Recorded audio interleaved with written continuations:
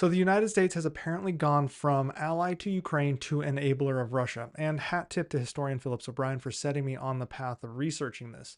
The fact of the matter is, the United States does not have to load Russian missiles or actually press the launch button to help the Kremlin's war effort.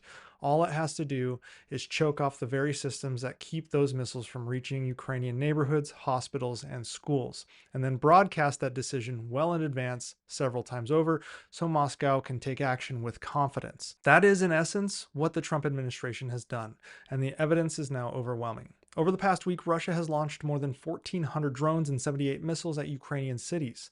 This is the heaviest barrage of the entire war. Kyiv was hit by 300 projectiles in a single night. A maternity ward in Odessa was hit. Trump's response was essentially to flippantly declare this was expected due to Ukraine's drone attacks on Russian military targets. Fortunately, Ukraine's interceptors destroyed the majority of incoming rounds, but still, dozens of civilians died and essential infrastructure burned, all while Ukrainian commanders are now sounding the alarm that Patriot missiles are running out. The shortage was not an accident of production schedules, because the United States had anticipated this continued need for defenses over Ukraine under the Biden administration, but now the shortage is a direct product of U.S. policy decisions under Donald Trump.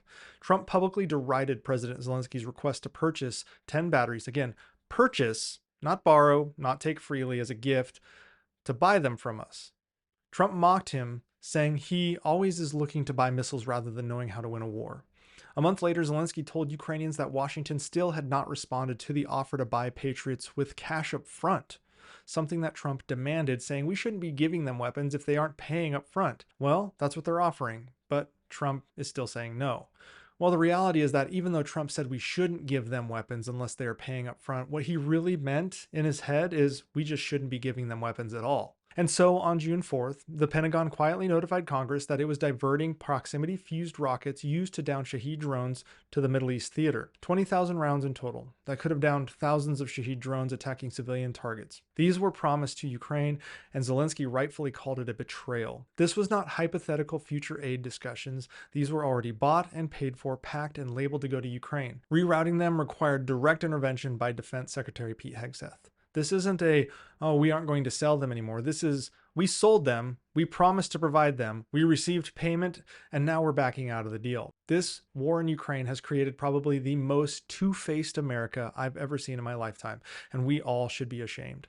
I just don't think deals made with the United States are worth anything, even if the good actors are making them, because it only takes a few years and then a bad actor can undo it all. So back to my original assertion that the US is now aiding Russia. Article 16 within the Articles of Responsibility of States for Internationally Wrongful Acts defines what it means for a state to be responsible for aiding or assisting another state's unlawful conduct. It requires both knowledge of the wrongful act and that aid makes it possible or easier. The conduct from the Trump administration meets that test on every count. US officials foresaw that cutting Patriot resupply would leave Ukrainian cities exposed and were repeatedly briefed on exactly that risk. Nonetheless, they froze new Patriot sales, rerouted anti-drone munitions already purchased for Kyiv, and then publicly mocked Zelensky's pleas. And then flat out told the whole world we were stopping our support for Ukraine, signaling to Russia that it's open season. Those are affirmative acts that reshaped Russia's risk calculus, and Moscow promptly escalated its missile barrages because of those actions by the Trump administration.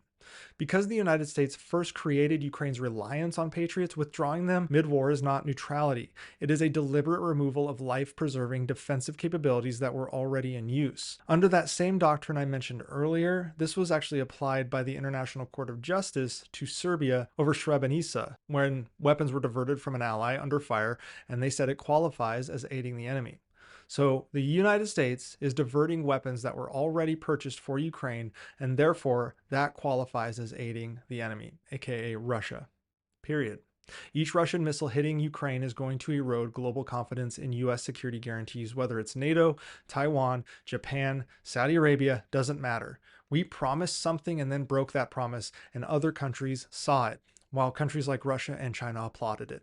The Trump administration has crossed over from hesitant partner with Ukraine to functional accomplice in Russia. And now Ukrainians continue to die, and US credibility dies with them.